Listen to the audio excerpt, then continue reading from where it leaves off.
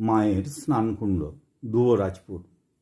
মামাভাগ্নে পাহাড়ের পাশে সমতলে রয়েছে শ্মশান কালী মন্দির। শ্মশান কালী মন্দির দেখছি, তখন স্থানীয় এক ভদ্রলোক বললেন, মা যেখানে বসে স্নান করেছিলেন সে জায়গা দর্শন করলেন?